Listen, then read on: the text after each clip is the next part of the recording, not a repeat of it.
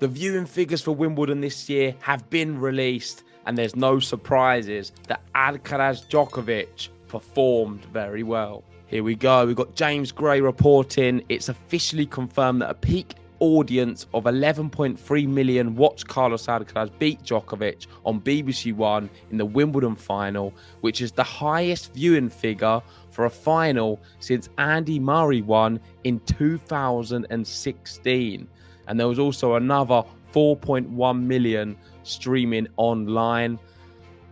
I'm just really pleased. It's great news that we are having a lot of people watching tennis. We are going through a bit of a transition of the eras at the moment. Federer's retired, Nadal looks like he's on his way out, and Djokovic won't have many years left.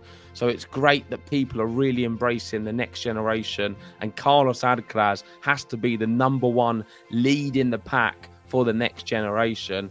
And there's going to be so many people who now know his name. I think the benefits of this Wimbledon are going to be huge on the rest of the tour, because I feel he's inspired enough people, and from people I've been speaking to who aren't necessarily big tennis fans, they are encouraged and excited to watch Carlos Alcaraz. And off that basis, hopefully some of these can be converted to watching some of the rest of the ATP tour.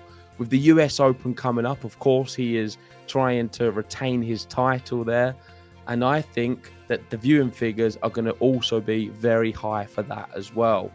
If you compare it to last year, the figures were 7.5 million who saw Djokovic beat Kyrgios, and the figures in 2019 was 9.6 million. So it's pretty insane, really, that it outperformed a Djokovic-Federer final, and one of the best finals we've seen. Of course, that is the longest one in history, and this was pretty close, but it smashed it, really. 11.3 million, plus the ones online as well. This is going to go down as one of the greatest Wimbledon finals, and I'm so happy so many people got to watch it live.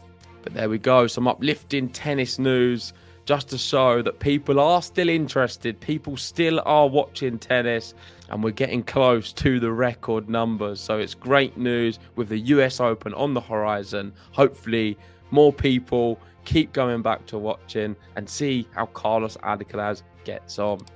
Let me know what you think in the comments, and of course, if you haven't already, hit the like button and subscribe if you're new.